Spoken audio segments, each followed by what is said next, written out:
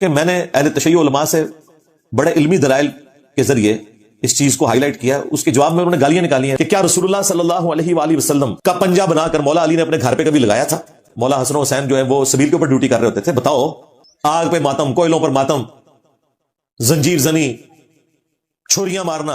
اب جب میں اس طریقے سے شیعہ کی پبلک کو ایڈریس کرتا ہوں نا، وہ جا کے شیعہ کے مولویوں کے، ان کے ذاکرین کے گاٹے فٹ ہو جاتی ہے کہ واقعی غلط انجینئر تھا. بات تو صحیح ہے، امید میں دیکھا نا، بات تو صحیح ہے.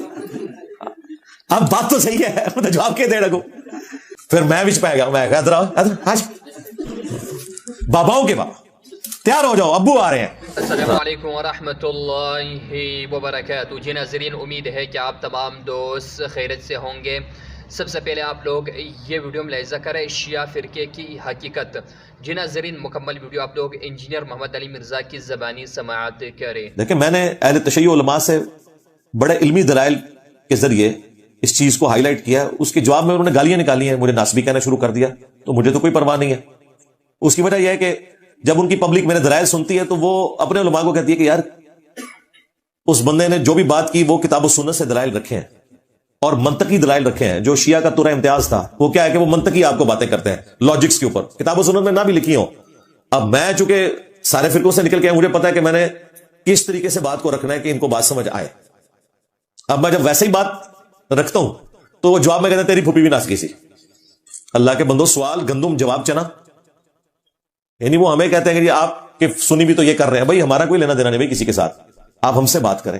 ہم نے ایک سمپل بات رکھی تھی کہ کیا رسول اللہ صلی اللہ علیہ وآلہ وسلم کا پنجہ بنا کر مولا علی نے اپنے گھر پہ کبھی لگایا تھا؟ حالانکہ اگر اس کائنات میں کوئی پنجہ ہے نا جس کی شبیہ ہونی چاہیے تھی، وہ رسول اللہ کا مبارک ہاتھ ہے، جسے اللہ تعالیٰ نے سورہ فتح میں اپنا ہاتھ قرار دیا اور کہا اے نبی، جب یہ آپ کے ہاتھ پہ بیعت کر رہے تھے، یہ تو اللہ کی بیعت کر رہے تھے، ان کے ہاتھوں پر اللہ کا ہاتھ تھا. یعنی نبی چونکہ نمائندہ ہوتا ہے دنیا میں اللہ کا، تو رسول اللہ کا ہاتھ اللہ کا ہاتھ.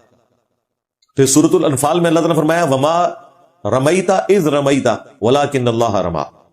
اے نبی، جب آپ نے وہ کنکریاں پھینکی تھیں، اسپیسیفکلی تو یہاں غزوہ بدر کا ذکر ہے، حنین میں بھی ہوا تھا لیکن یہاں پہ بدر کا ذکر ہے. دونوں جگہ پہ نبی علیہ السلام نے جب ایک مٹھی بھر کے کافروں کی طرف پھینکی تو ان کی آنکھوں میں جا کے لگی اور مسلمانوں کو فتح ہو گئی. تو یہ کنکریاں آپ نے نہیں پھینکی تھی، یہ ہم نے پھینکی تھی، جبکہ آپ نے پھینکی تھی.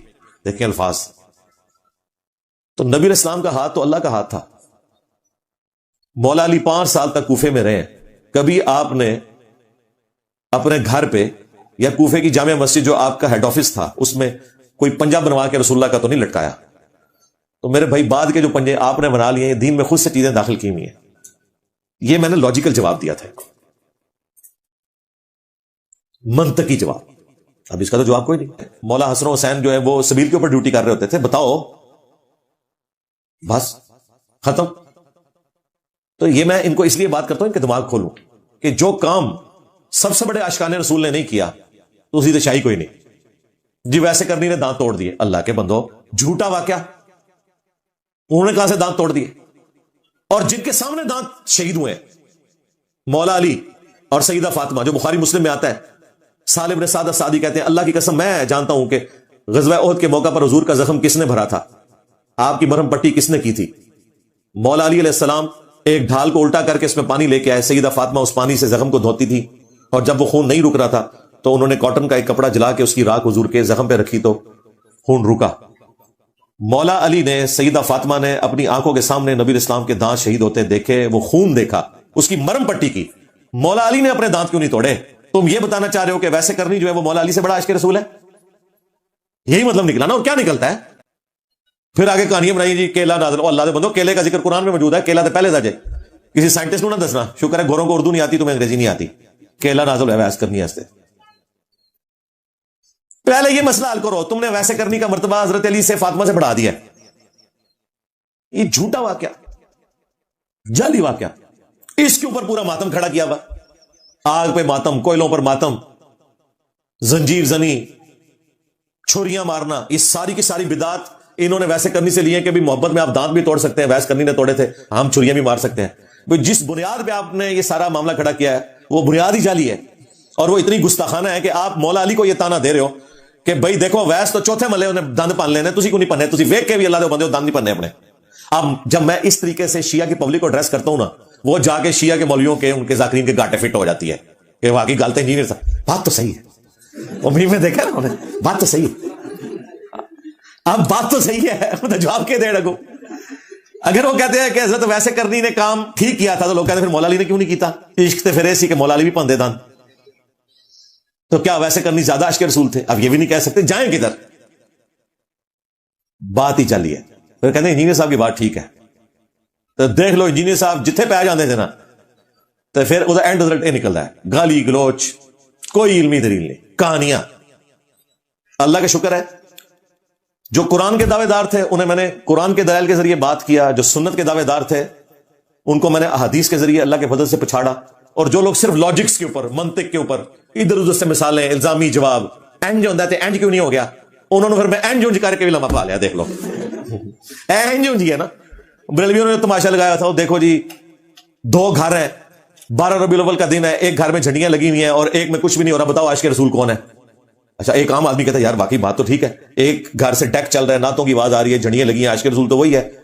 اب دوسرے بیچارے سہمے میں بیٹھے ہوئے تھے، وابی بھی اور دیوبندی بھی، پھر میں وچ پہ گیا، میں کہا ادھر آؤ، آج باباؤں کے بابا تیار ہو جاؤ، ابو آ رہے ہیں۔ ہاں ابو جو آئے نا، ابو نے کہا چھڑ دے، یہ تو ربیع الاول ہے، 2 مہینے پہلے 10 محرم آیا تھا، ایک گھر میں مجلس ہو رہی تھی اور لوگ اہل البیت کو یاد کر کے رو رہے تھے اور اپنے زوم میں عشق کے اظہار کے لیے ماتم کر رہے تھے، اور دوسرے گھر میں کچھ بھی نہیں ہو رہا تھا، اور یہ میلاد والا گھر تھا جس میں کچھ نہیں ہو رہا تھا۔ اب بتاؤ میلادی ہو تم، عاشقان اہل بیت ہو یا شیعہ اہل بیت کے عاشق ہیں؟ کہنا نہیں ہے کوئی عشق دی نشانی تے نہیں نا، یہ ثابت تے کوئی نہیں، تو تیرا بھی ثابت کوئی نہیں، لو سامو۔ تو جس کو جو پانا فٹ ہوگا ہم کریں گے، ہاں ایسا رینچ ہے ساڈے کول جگہ ماسٹر کی ہے، اللہ کے شکر ہے۔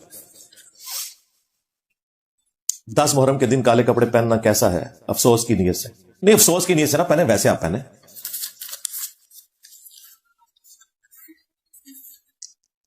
میں سعودی عرب میں ٹرک چلاتا ہوں اور زیادہ لمبے روٹ ہوتے ہیں، تو کیا قصر نماز یہ ادا کرنی ہوگی؟ روم میں ہفتے بعد آتا ہوں، آپ موجے ماریں جی، آپ قصر بھی کریں، آپ نماز جمع بھی کریں۔ میں تو کئی ایک ویڈیوز میں بتا چکا ہوں کہ جو ڈرائیور حضرات ہیں یہ تو بہت خوش نصیب ہیں، ان کو اللہ تعالیٰ نے ایک ایسی آسانی دے دی ہے کہ روزانہ نمازوں کو جمع کریں اور روزانہ قصر نماز پڑھیں۔ ہمارے یہاں جیلم سے پنڈی جو لوگ جاتے ہیں ڈرائیونگ کرتے ہیں، شام کو واپس آ جاتے ہیں گھر، ٹھیک ہے، پنڈی جائیں آپ، زور اثر کے 2 فرض پڑھیں، جس وقت مرضی پڑھیں، زور کا وقت داخل ہونے سے لے کے مغرب سے 20 منٹ پہلے تک، جب آپ کا دل کرے آپ نمازوں کو جمع کر لیں، 2 فرض زور کے 2 اثر کے۔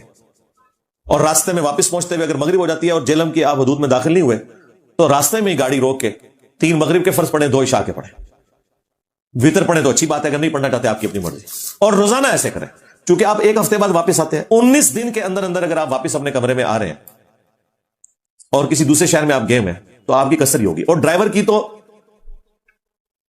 قصر ہی رہتی ہے کیونکہ وہ کہیں پر بھی نہیں رکتا، زیادہ زیادہ 2 یا 3 دن رکے گا۔ یہاں سے اگر کسی نے کراچی جانا ہے 1 مہینے کے لیے، ہے تو 19 دن سے زیادہ، لیکن کسی ایک جگہ پہ وہ 19 دن کے لیے نہیں رک رہا، تو 1 مہینے کا 3 مہینے کے لیے بھی کراچی جائے وہ قصر ہی پڑے گا۔ ہو سکتا ہے لاہور وہ رکے 1 ہفتے کے لیے، پھر اگلے کسی شہر 1 ہفتے کے لیے، کسی ایک جگہ کے اوپر جہاں آپ 19 دن کے لیے رکیں گے صرف وہاں پہ نماز پوری ہوگی، باقی جو راستے میں آپ پڑھیں گے وہ قصر ہوگی اور جمع بھی ہوگی۔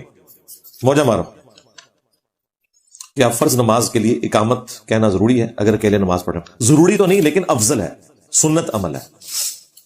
جتنی دفعہ آپ جماعت کروائیں اقامت کہیں، اکیلا بھی جب نماز کوئی پڑھے فرض تو اقامت کہہ لیں اور جماعت کی طرح نماز پڑھیں۔ اگر کوئی شخص جماعت سے رہ گیا، اسے جماعت نہیں مل رہی، کوئی اور بھائی بھی نہیں، تو اکیلا جماعت کروا لے۔ سنن نسائی میں حدیث ہے، تیرے رب کو اس گڈریے پہ بڑا پیار آتا ہے جو پہاڑ کی چوٹی پر اکیلا اذان اور اقامت کہہ کر جماعت قائم کرتا ہے۔ اکیلا بھی جماعت، اب جو لوگ پہاڑ کی چوٹیوں پہ اپنے ریوڑ لے کے گئے ہوئے ہیں، اس طریقے سے مویشی چرانے والے جو لوگ ہیں، ظاہر ہے وہ تو مسجد میں نماز نہیں پڑھ سکتے، انہوں نے تو وہیں نماز پڑھنی ہے، ان کی تو روزانہ پھر جماعت رہ جائے گی، تو وہ اکیلے جماعت قائم کریں گے۔ اس کا طریقہ یہ ہے کہ جس طرح امام نماز پڑھتا ہے اس طرح آپ نماز پڑھیں گے۔ اذان بھی کہیں، گھر میں تو اذان کی ضرورت نہیں، یہاں تو مسجد میں اذان ہو رہی ہے، گھر میں صرف اقامت کہہ لیں، اقامت کہیں، اس کے بعد اللہ اکبر اونچی آواز سے کہہ کے نماز شروع کریں۔ جس طرح امام نماز پڑھاتے ہوئے قرات کرتا ہے اونچی آواز میں، مغرب عشاء اور فجر میں، آپ بھی اونچی کریں، اور زور اثر میں آہستہ کریں، اور تکبیریں جو انتقال ہے ایک رکن سے دوسرے میں منتقل ہونے والی، وہ اونچی آواز سے اس طریقے سے پڑھیں تو آپ کو ثواب ملے گا۔ حضرت عیسیٰ علیہ السلام کا نزول کب تک متوقع ہے؟ یہ سائل ادیم صاحب سے پوچھیں یا ان سے پوچھیں، وہ ہمارے جو اوریا مقبول جان صاحب ہیں. ڈاکٹر سرار صاحب زندہ ہوتے تو تیسرا نام میں ان کا لیتا. یہ سب لوگ بےچارے پوری کوشش کر رہے ہیں کسی طریقے سے دجال کو نکال لیں، امام مہدی کو بلا لیں، حضرت عیسیٰ علیہ السلام سے کوئی رابطہ ان کا ہو جائے. تو اس قسم کی پیش گوئیاں میں نہیں کرتا. میں آپ کو صرف اتنا بتاؤں گا جتنا قرآن و سنت میں آیا. جب تک وہ ہو نہیں جاتا ہم وثوق سے بتا نہیں سکتے. یہ ذہن میں رکھیے گا. اس طرح کے اٹکل پچو جو لوگ چلا رہے ہیں وہ شروع سے چلا رہے ہیں. میں آپ کو بتاؤں یہ کوئی آج کے لوگوں کا مسئلہ نہیں ہے. جب تک 1000 سال پورے نہیں ہوئے تھے نا نبی علیہ السلام کے دنیا سے تشریف لے گئے، پرانے بزرگوں کی آپ کتابیں پڑھیں تو وہ یہی کہتے تھے جی 1000 سال بعد قیامت آ جائے گی، اندازے لگاتے تھے.